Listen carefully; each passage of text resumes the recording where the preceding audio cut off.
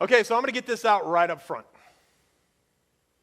I have no intention over the course of these 3 weeks to tell you who you should vote for this November. Were I to do so, I would be in violation of the separation of church and state. And Sam, we could lose our not-for-profit status because of it. That's why you will never see, or should never see, political signs on a church yard. But here's the thing.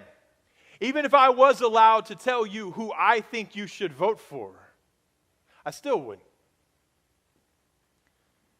Because it's not as if I think that Jesus would fully endorse either candidate or either political party. I think a lot of times when it comes to presidential elections, we like to ask ourselves the question, well, what would Jesus do? Who would Jesus vote for? When really that's kind of getting the question backwards. As Christians, it doesn't really make sense for us to align ourselves with a political party or a political candidate that we believe is on God's side. Because God is not subject to being on a political party's side. And so as Christians all across the political spectrum, we have to remember that first and foremost, our authority is to Christ.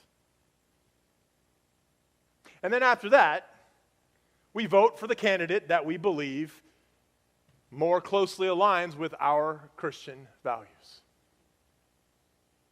And so yeah, we could be a Democrat, or we could be a Republican, or we could be an American. But it's not as if Jesus was any of those things.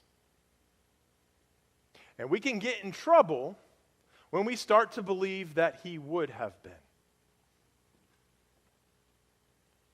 That makes it really easy for us to approach politics as I'm right and you're obviously wrong.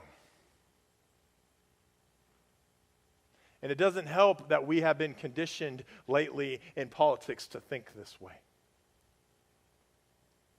That when the conversation in politics goes from, okay, so who's the better candidate?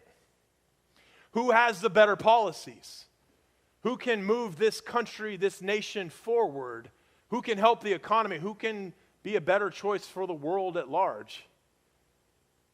To where it devolves into this us versus them mentality, and if you vote for them, they're evil. And so you better vote for us and our side if you want to be on the right side of history. My friends, the church needs to remember this.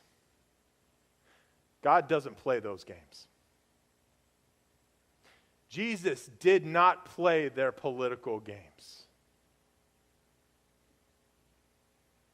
No, God's law is perfect. And anytime we would elevate something that is not God onto the level of God, we have committed idolatry. We have broken the first commandment. So if we were to elevate a government or a country or a political party or a political candidate to the level of God, then our politics have gone to a very dangerous place. That's when it becomes a lot easier to look the other way when a country, a government, a political party, or a political candidate unknowingly or even knowingly does something outside of God's law.